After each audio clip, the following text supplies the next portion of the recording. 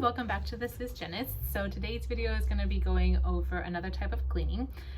This type of cleaning is called scaling and root planing, or our office calls it root debridement therapy. And in this case, it means that you have periodontal disease.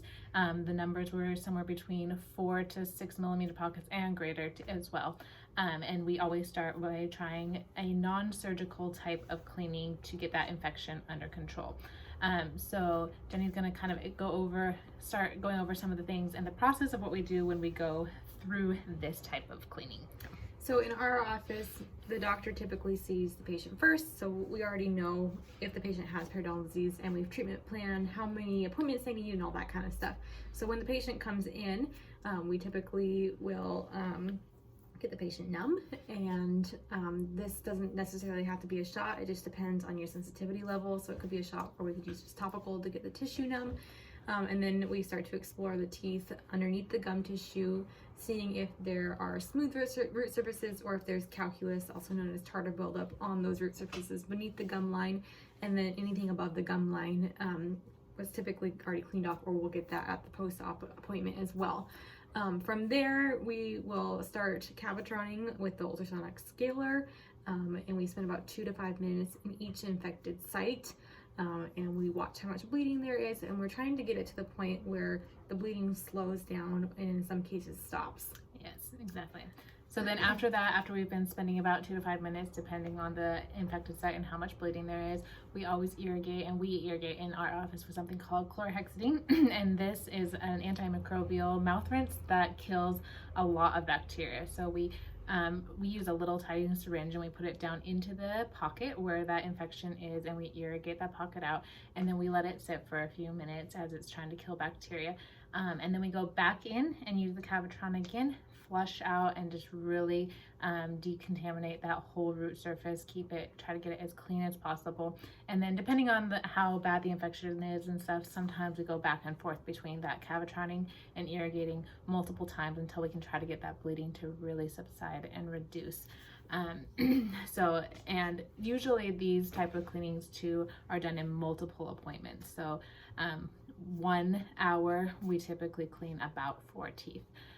Because it just takes that long to get that infection and stuff under control. So after we have completely done all that irrigating and cavitroning and stuff, we will feel those root surfaces, and in some cases we may need to use some hand instruments just to get some things a little bit cleaner, and then Jenny will finish off with what we do the rest of the appointment. So in our office, this is not every office, hopefully in the future this will become standard of care. Yeah. But we typically will finish with some laser therapy.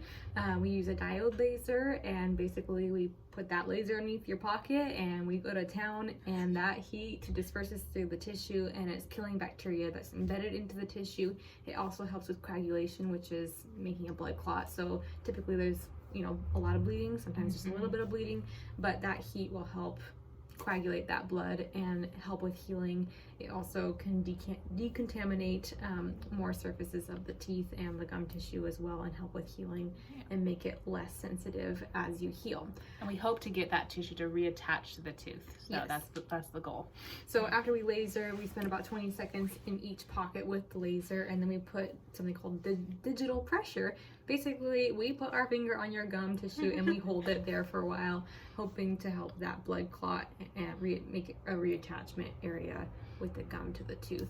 And then depending on the pocketing and how bad the infection is, with pockets that are 5 millimeters or greater, typically we'll use antibiotic that we use something called Arrestin in our office. It's minocycline, and it's little microspheres of the antibiotic that over the period of 10 to 14 days they'll burst open and help kill more bacteria as you're healing up, and that should also help with reattachment and making sure that the infection stays at bay.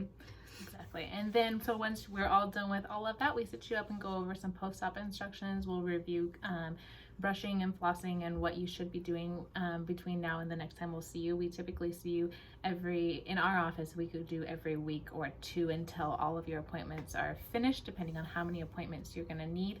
and then we'll just review what you should be doing after the cleaning. Typically, we recommend that you rinse with warm salt water because it'll just help with more tissue healing, and to be gentle with your home care for 24 hours. And in some cases, when we use the laser, we typically don't recommend that you use a water pick for a month in that area just to try to have that tissue reattached. So it's all a little bit dependent on the patient, the infection, and those kinds of things. But in general, this is about what we do for a scaling and root planing or a root debridement type of cleaning for people who have periodontal disease. So if you guys have any questions, let us know.